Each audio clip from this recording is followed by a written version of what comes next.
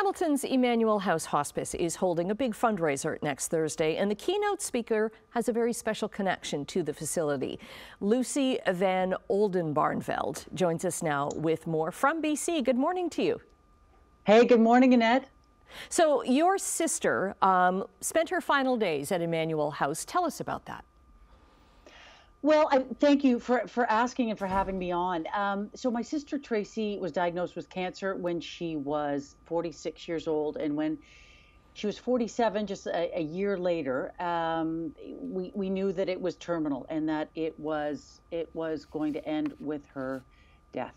And in her last week, hospice, let me just first say, is something that you never want to know anything about or learn anything about. Mm-hmm. But when you need it, it is the absolutely most important thing in the world, because we were taking care of Tracy at our home, and the last week she was in serious decline, and so we knew we needed help, and so called Emmanuel House, and they couldn't have been more helpful. And one of those calls that you make and you know everything's going to be taken care of when you're going through the most difficult time in your life. Mm-hmm. And so they did. That's exactly what they did. We knew there wasn't much time left, so we called her the morning of October 4th, and they arranged everything. They came and got her and set her up in a beautiful room at Emmanuel House, and so we were able to spend the last hours with her.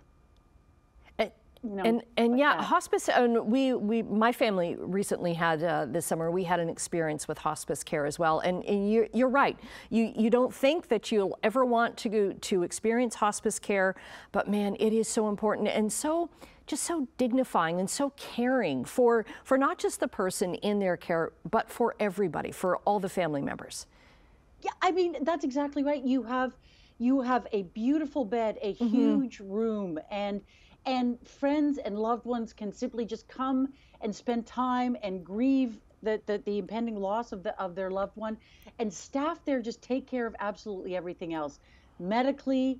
And then when Tracy did die in the middle of the night on October 5th, I was with her, and so we were able to call the staff to come in and just handle all of that. And it was, when you're, like I say, in the worst time of your life and there's somebody to lend a hand, you could not be more grateful for that.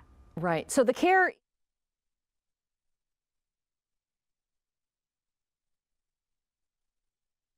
is funded by the province, but of course for capital needs and for all the little extras that hospices do, Emmanuel House needs that help, and that's why they had asked. Hi, you're back. I was just talking about how the province funds the care, but Emmanuel House, like all hospices, they need more money to run for the day-to-day expenses and the food and everything. So that's why you're involved. Tell us about the fundraiser, because Stephen Page is going to be part of this. Yeah, Stephen Page and Annette, I think I keep freezing up here. I don't know if you can still hear me. So I can. I'll just continue on. Stephen Page, formerly the Bare Naked Ladies, and you may have saw his tribute to Ryan Reynolds last year. We are so thrilled he's going to be there.